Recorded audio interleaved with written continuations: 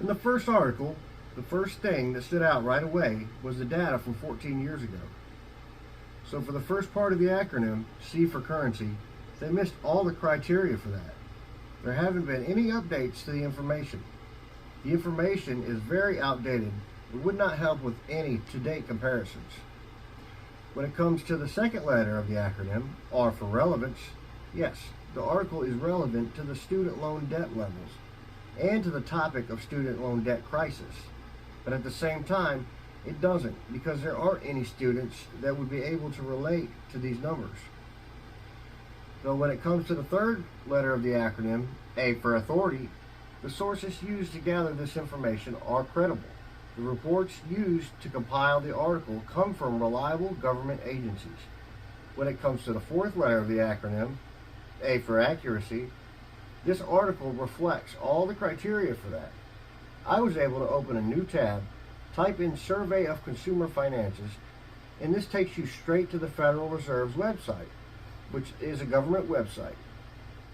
Now for the fifth letter of the acronym, P for purpose. The article meets the criteria for this. There was no mention of any opinions. It was straight to the point, no political references blaming any president or government entity for the issue or any type of personal feelings. They used published data from a government source. If this information had come from a more recently published article, I feel this article would be more credible than the other. But both could be used if the information was up to date in both.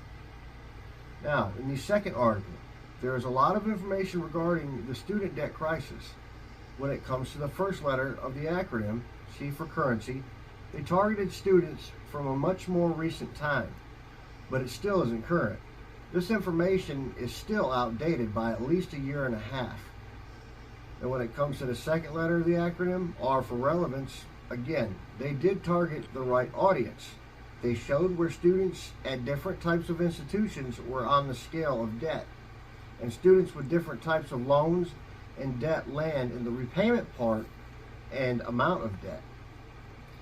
So when it comes to the third letter of the acronym, A for authority, the article was written by a donation-based group, but they cited and used credible sources, as did the first article.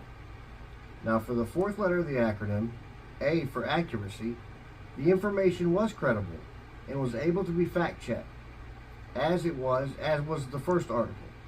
There was definitely different language in this article, such as the referencing of low-income backgrounds in neighborhoods struggling with more education.